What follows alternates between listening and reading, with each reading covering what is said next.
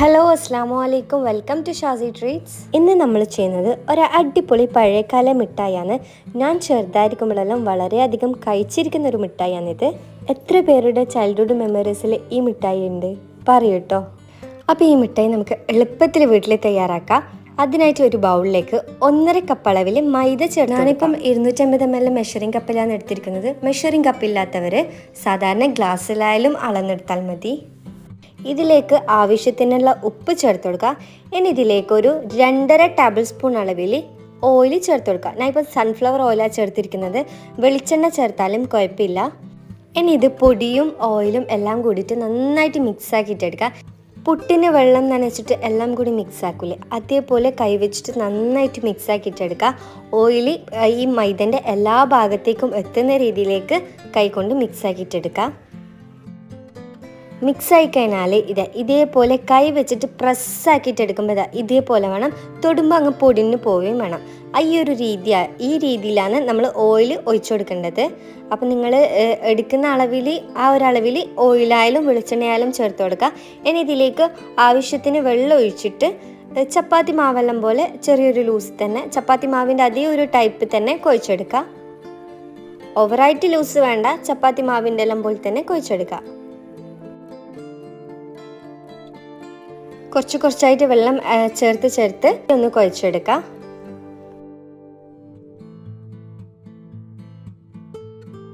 ഇപ്പം ഞാനിതാ മാവ് നന്നായിട്ട് കുഴച്ചെടുത്തിട്ടുണ്ട്. ഇനി ഇതൊരു 15 മിനിറ്റ് ഒന്ന് റെസ്റ്റ് ചെയ്യാൻ വെക്കാം അടച്ച് വെച്ചിട്ട്.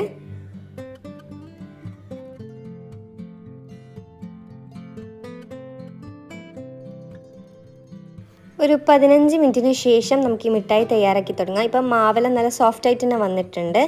ഇനി ഇതിൽ നിന്ന് ചെറിയ ചെറിയ ബോൾസ് എടുത്തിട്ട് നമ്മളെ മിഠായി ആ ഒരു നീളത്തിലല്ലേ ഉണ്ടാവുക, അതേപോലെ കൈ വെച്ചിട്ടൊന്ന് ഉരുട്ടിയെടുക്കുക.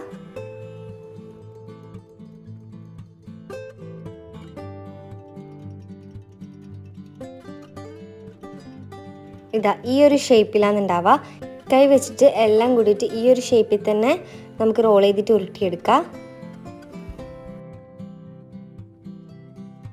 ഇപ്പം കടകളിലെല്ലാം വളരെ ചുരുക്കത്തിൽ മാത്രമേ ഈ മിഠായിലെ കാണുന്നുള്ളൂ.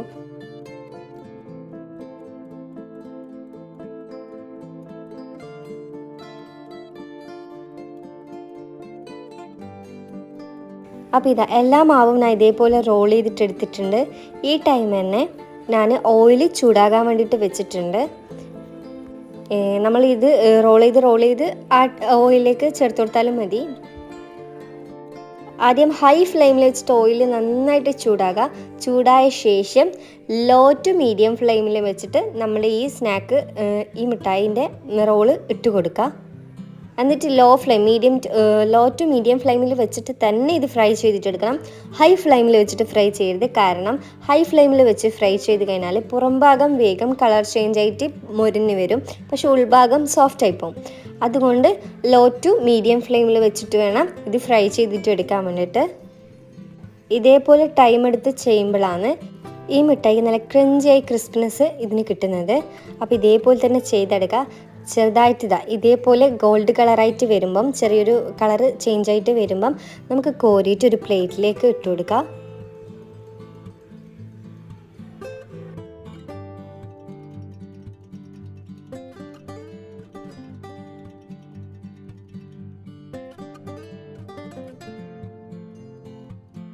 അപ്പം എല്ലാം ഞാൻ ഇതേപോലെ പ്ലേറ്റിലേക്ക് മാറ്റി കൊടുക്കുന്നുണ്ട്. ബാക്കിയുള്ളതും നമുക്ക് ഇതേപോലെ ഫ്രൈ ചെയ്യും. ഇതിൻ്റെ ക്രിസ്പിനെസ് ഞാൻ കാണിച്ചു തരാം. നിങ്ങൾ കേട്ടില്ല സൗണ്ട്? നല്ല അടിപൊളി ക്രിസ്പിനെസ് ആണ് കേട്ടോ. ഈ ഷുഗറിൽ കോട്ട് ചെയ്യാണ്ടും നിങ്ങൾക്ക് അത് വെറുതെ കഴിക്കാനും നല്ല ടേസ്റ്റാണ്. ഇനി ഇതിൻ്റെ പുറത്തുള്ള ക്രിസ്റ്റലായി കോട്ടിങ് തയ്യാറാക്കാനായിട്ട് 1.5 കപ്പ് അളവിൽ മൈദയല്ല ഞാൻ എടുത്തിരിക്കുന്നത്. അതുകൊണ്ട് അതിൻ്റെ നേരെ പകുതി 3/4 കപ്പ് അളവിൽ പഞ്ചസാരയും 1/4 കപ്പിലും കുറച്ച് കുറവായിട്ട് വെള്ളവും കൂടി ഒഴിച്ചു കൊടുക്കുക. എന്നിട്ട് നന്നായിട്ട് മെൽറ്റായിട്ട് ഇതിൻ്റെ കളർ ക്യാരമലായിട്ട് വരണം. ചെറിയൊരു കളർ ചേഞ്ചായി തുടങ്ങിയാൽ മതി. ഇതേപോലെ കളർ ചേഞ്ച് ആയിക്കണം. ഇത് ലോ ഫ്ലെയിമിൽ വെച്ചിട്ട് വേണം ചെയ്യാൻ വേണ്ടിയിട്ട്, അത് ശ്രദ്ധിക്കുക പ്രത്യേകം. ഇനി ഇതിലേക്ക് അതിന് ചെറിയൊരു റെഡ് കളർ കാണലില്ലേ, അതുകൊണ്ട് കുറച്ച് റെഡ് ഫുഡ് കളർ. ഇത് നിർബന്ധമേ ഇല്ല. ഇത് ഞാൻ ആ ഒരു പിക്ചറിൽ നമുക്ക് പുറത്തുനിന്ന് വാങ്ങുന്ന ആ ഒരു കളർ തന്നെ കിട്ടാൻ വേണ്ടിയിട്ട് ചെയ്തതേ ഉള്ളൂ. അതും കൂടി ഇട്ടിട്ട് നമ്മൾ ഈ സ്നാക്ക് ഇതിലേക്ക് ഇട്ട് കൊടുക്കാം. എന്നിട്ട് ഫസ്റ്റ് നന്നായിട്ട് കട്ട പിടിച്ച പോലെ ഉണ്ടാവും, പക്ഷെ മിക്സാക്കിക്കൊണ്ട് നിൽക്കുമ്പം എല്ലാം കൂടി അങ്ങ് യോജിച്ചിട്ട് വരും. ഇത് ചെയ്യുമ്പം നല്ല ലോ ഫ്ലെയിമിൽ വെച്ചിട്ട്, വളരെ കുറച്ച് ഫ്ലെയിമിൽ വെച്ചിട്ട് വേണം ഇത് ചെയ്യാൻ വേണ്ടിയിട്ട്, അല്ലെങ്കിൽ നമ്മളെ കാരമലി കരിഞ്ഞ ടേസ്റ്റ് വരും. അപ്പോൾ ഇതൊക്കെ കുറച്ച് സമയം മിക്സാക്കി കൊടുത്തപ്പം തന്നെ എല്ലാം കൂടി മിക്സായിട്ട് വന്നിട്ടുണ്ട്. ഇതേപോലെ മിക്സായിട്ട് വരും കേട്ടോ. അപ്പോൾ ലോ ഫ്ലെയിമിൽ വെച്ചിട്ട് എല്ലാം കൂടി ഒന്ന് മിക്സായിട്ട് കമ്പൈനായിട്ട് എടുത്താൽ മതി. ഇനി ഇത് നമുക്ക് ചൂടോട് കൂടിയിട്ട് തന്നെ ഒരു പാത്രത്തിൽ ഇട്ട് കൊടുക്കാം.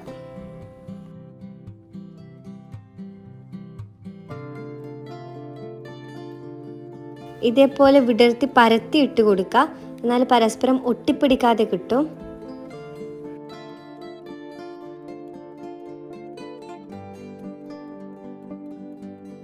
കുറച്ച് കാരമൽ ഇങ്ങനെ അധികം പോലെ ഉണ്ടാവില്ലേ, അത് നമുക്ക് ഈ ചൂടോട് കൂടി നമ്മൾ പ്ലേറ്റിൽ ഇട്ട് കൊടുത്ത് കഴിഞ്ഞാൽ ജസ്റ്റ് ഒന്ന് കോട്ട് ചെയ്തിട്ട് ഒന്ന് മിക്സ് ആക്കിയിട്ട് എടുത്ത് കഴിഞ്ഞാൽ എല്ലാത്തിൻ്റെയും ഭാഗത്തേക്കും ആയിക്കോളും.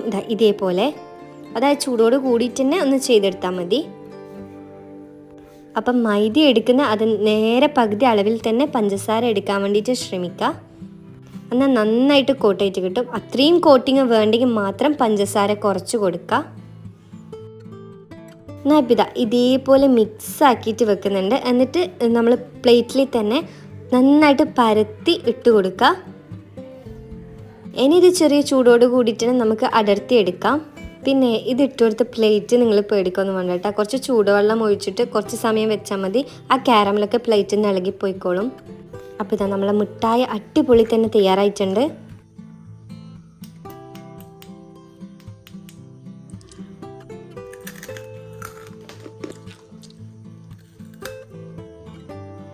അപ്പോൾ ഇതാ നല്ല ക്രിസ്പി ആയിട്ടുള്ള ഈ മിഠായി തയ്യാറായിട്ടുണ്ട്. ഇതിൻ്റെ പേര് എനിക്ക് ശരിക്കും അറിയില്ല കേട്ടോ, അതുകൊണ്ടാണ് ഞാൻ പറഞ്ഞത് ഇതിൻ്റെ പേര് കമൻറ്റ് ചെയ്യുമെന്ന്. അപ്പോൾ ഇതേപോലെ എയർ ടൈറ്റ് ആയിട്ടുള്ള കണ്ടെയ്നറിലിട്ടിട്ട് ഇത് സൂക്ഷിക്കാം. ഫ്രിഡ്ജിലോ എവിടെയും വെക്കണ പുറത്ത് തന്നെ കീപ്പ് ചെയ്തിട്ട് വെച്ചാൽ മതി. അപ്പോൾ നിങ്ങൾക്ക് ഈ റെസിപ്പി ഇഷ്ടമായിരുന്നെങ്കിൽ, നിങ്ങൾക്ക് ഇതേപോലത്തുള്ള ഫീലിങ്സ്, നൊസ്റ്റാൾജിക് ഫീലിങ്സ് ഉണ്ടെങ്കിൽ എന്തായാലും ഈ വീഡിയോക്ക് താഴെ കമൻറ്റ് ചെയ്യുക. പിന്നെ വീഡിയോ ഇഷ്ടമാണെങ്കിൽ ലൈക്ക് ചെയ്യാൻ മറക്കില്ല. അപ്പോൾ ഇൻഷാ അല്ലാഹ് ഇനിയും പുതിയ റെസിപ്പി ആയിട്ട് വീണ്ടും വരാം. അസ്സലാമു അലൈക്കും.